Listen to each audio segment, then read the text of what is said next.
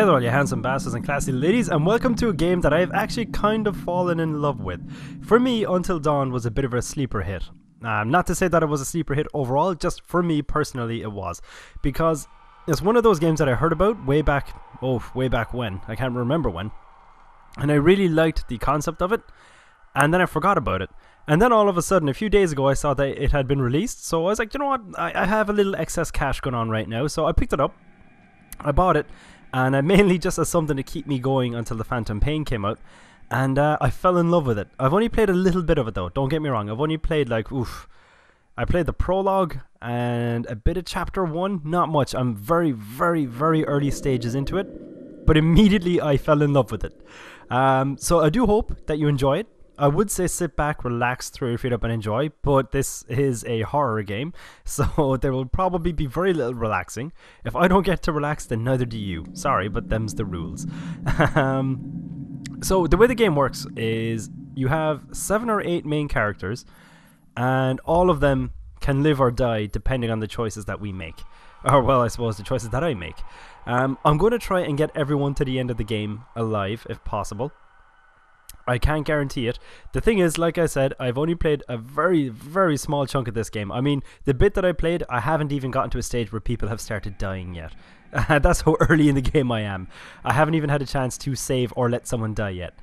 Now, the thing is, a friend of mine bought this as well, and he absolutely adored it and fell in love with it and cleared it already, but he gave me a very broad overview on what you need to do to keep people alive. Now, when I say how to keep them alive, I mean broad strokes. No specifics. It would be a case of, oh, make sure you do this. But he didn't tell me when to do it. He gave me no context, nothing. So I have a very general overview on how to keep everyone alive, and that's all I want to go with. I don't want anything to spoil it for me. There's still a very huge chance that people are going to die, but we're going to try and get them to the end.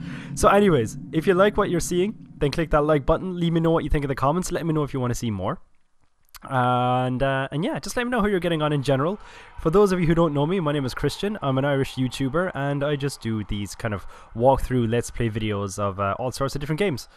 So that's enough of an introduction, I guess. We're just gonna hit new story and enjoy.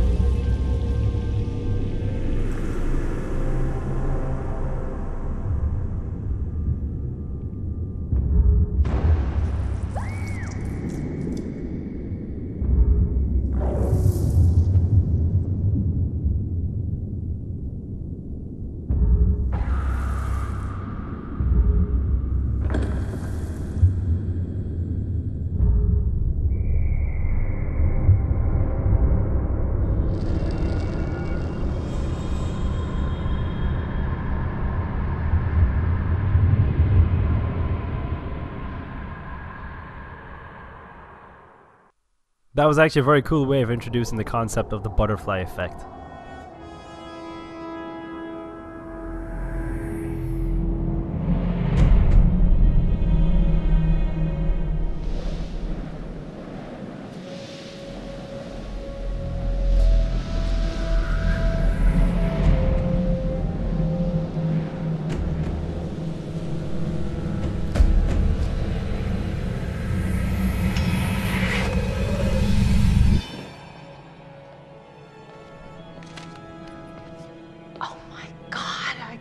You actually did this. Don't you guys think this is a little bit cruel? Come on, she deserves it. Yet it's not her fault that she has a huge crush on Mike. Hannah's been making the moves on him. I'm just looking out for my girl, Em. Just because he's class prez doesn't mean he belongs to everyone. Mike is my man. Hey, Em, I'm not anybody's man. Whatever you say, darling.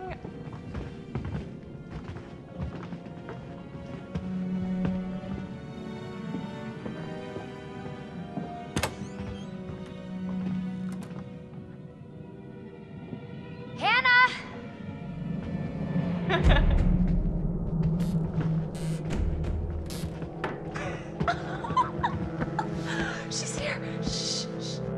Mike.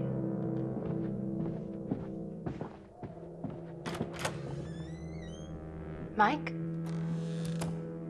It's Hannah. Hey, Hannah.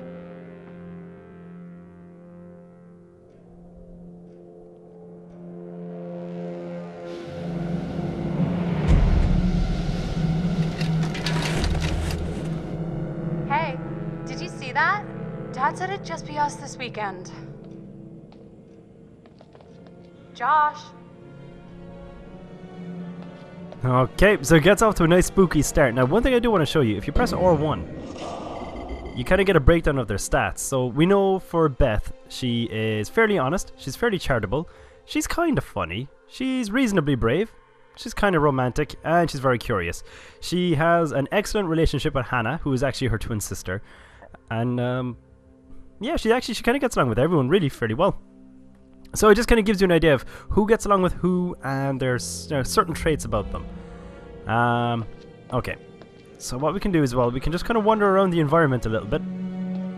It's left analog stick to move the person, right analog stick to move their head, X to interact with things, and it kind of plays out with games like, think Heavy Rain, that kind of a thing. Hannah, you look so damn hot in that shirt, but I bet you're even hotter out of it. Come to the guest room at 2 a.m. Mike. Now the thing is I get that they're... Oh my God. What did our naive sister get herself into now? Ugh. Intervention time. I mean, like, the thing is like... Oh, no, I lost my train of thought with that now. Nope, gone. Kaflooey. Gone. Thought. Gone. Just like that. My train of thought has left the station. It is not coming back. Okay, let's keep wandering around. But yeah, think kind of Heavy Rain. That kind of a vibe to it. But it's very well done, people. I have to say, if you're looking for a good horror game, this is one to check out.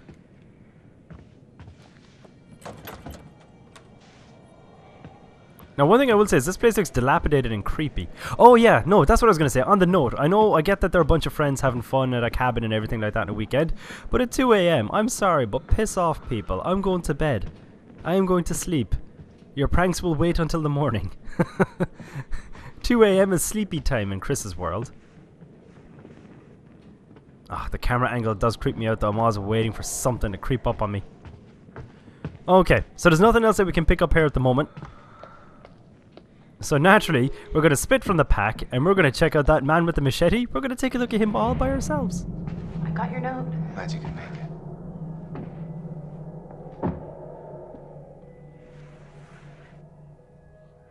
Maybe we should start with a little, you know, making out and see where it goes from there. Oh, hell yeah. Oh my God. She's taking her shirt off. What? Oh my God. Matt, what are you doing here? Hannah. I'm sorry, Hannah, Hannah. hey, This all don't got out of mind. hand, Just but... a stupid prank. Hey. You guys are jerks. You know that?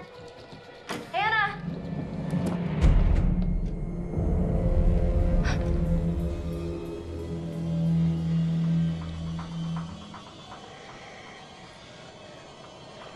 Find others, wake Josh.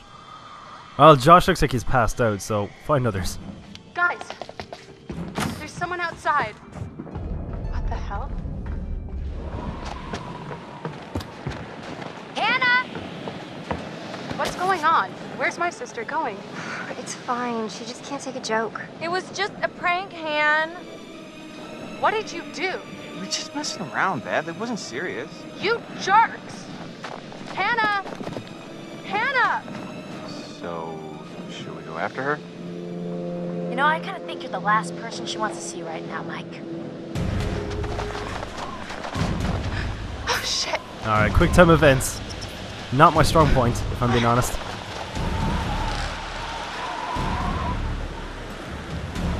Fast or safe? We're gonna go with safe.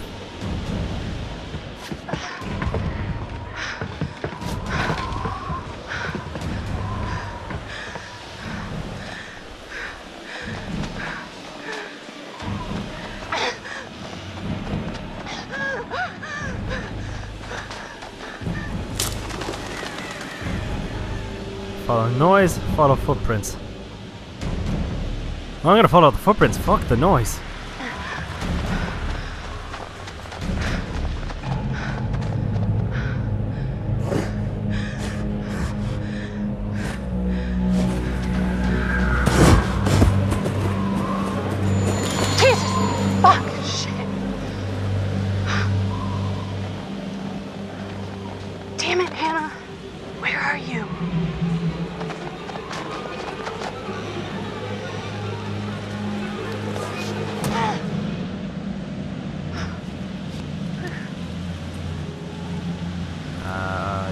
Touchpad to swipe.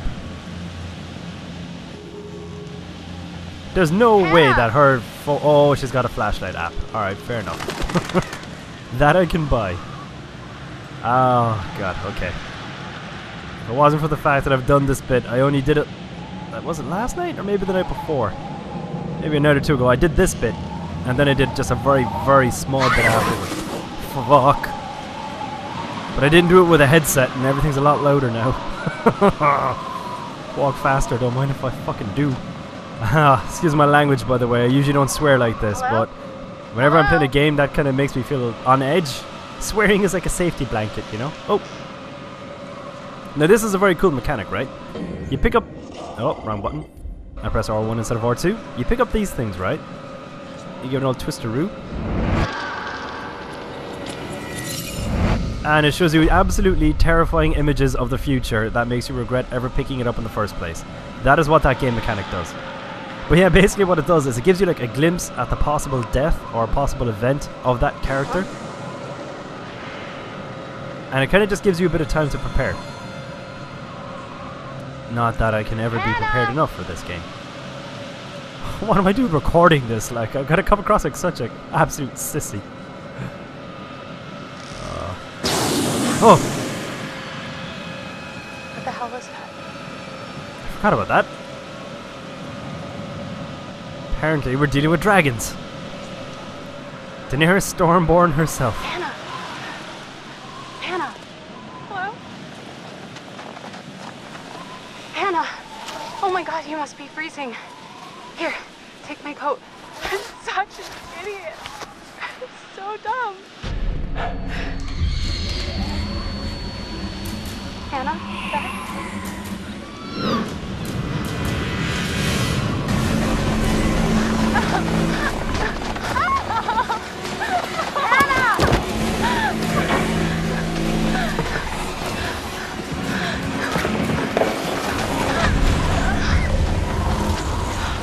Jesus Christ.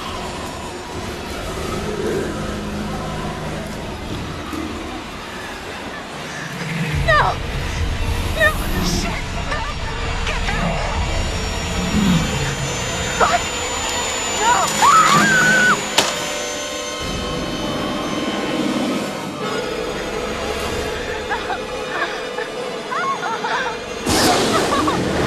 Hold on! Hold on!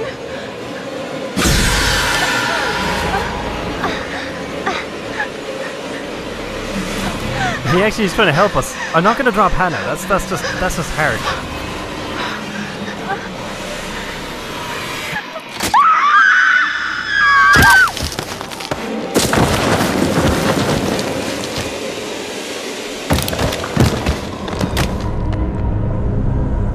Ouch, gibby boos.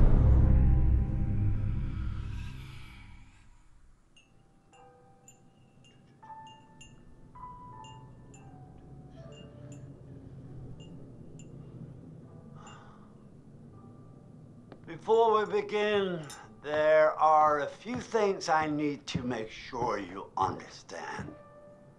You see, no one can change what happened last year.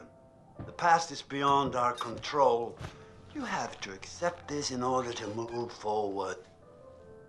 But there is freedom in this revelation. Everything you do, every decision you make from now on will open doors to the future. I want you to remember this. I want you to remember this as you play your game.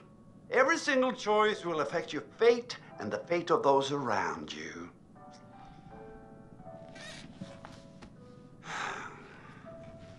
So, you have committed to commence with this game. This is significant, and I want to help you see it through. Sometimes these things can be a little scary, even terrifying, but I'm here to make sure that no matter how upsetting things may get, you will always find a way to work through it. All right. We will start with a simple exercise. Could you please pick up a card? And I want you to look at the picture on the other side and tell me what you feel about it. It is essential that you answer honestly in order to get the most out of this experience.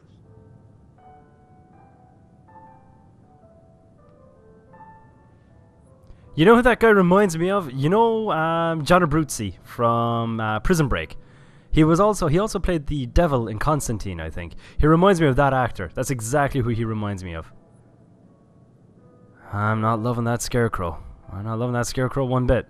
Otherwise, it's actually quite a pretty picture. So, how did that picture make you feel? Remember, be honest. It does not make me happy. It makes me feel uneasy. Okay, honesty is good. What do you think it is that makes you feel uneasy? It's the scarecrow. Definitely the scarecrow. Oh, I see. Let's say the scarecrow were not there. Would you feel comfortable staying there on your own for a period of time? Let's say a week, for example.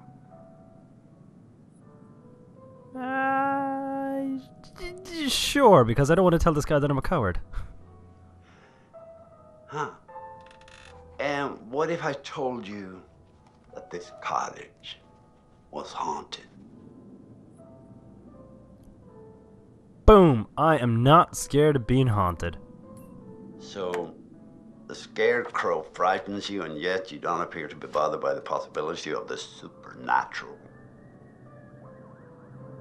I suspect that someone is not being entirely honest with me. Our time's up. Let's investigate that in our next session, shall we?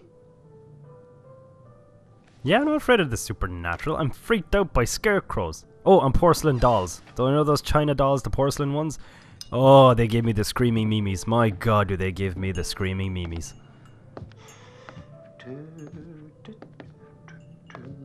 Also, creepy analysts. They freak me out too.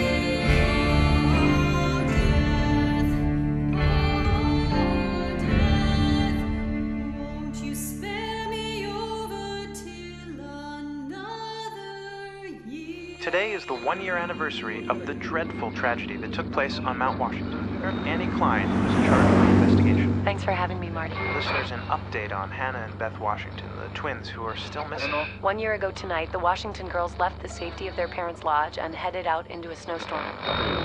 Foul play. Not officially, no. There is one individual we're considering as a person of interest, but his whereabouts are currently unknown. He has an interesting history with the Washington family.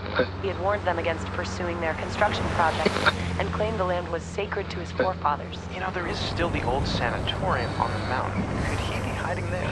My officers did search the grounds, but the girls themselves couldn't have made it that far. Something about that mountain seems to breed tragic events. More than you know, Marty. Well, thank you for joining us, Annie. With all the Washingtons tonight, with their son Josh, on this, the anniversary of the mysterious disappearance of Hannah and Beth Washington. Well, hello, friends and fans. All right, let's do that again. All right. Well, hello, friends and fans. It's beyond awesome to have you guys all back this year. First off, I gotta say, I am super excited to welcome all my pals back to the annual Blackwood Winter Getaway. Ah! So, let me just let you know, let's take a moment to address the elephant in the room for a second. I know you're all probably worried about me, and I know it's gonna be tough on all of us going back after what happened last year, but I just want you all to know, it means so much to me that we're doing this, and I know it would mean so much to Hannah and Beth that we're all still here together, and I'm thinking of them. I really want to spend some quality time with each and every one of you, and just share some moments that we'll never forget, for the sake of my sisters, and, you know. Okay, so let's party like we're fucking porn stars, okay? Make this one trip we will never forget, all right? Yes!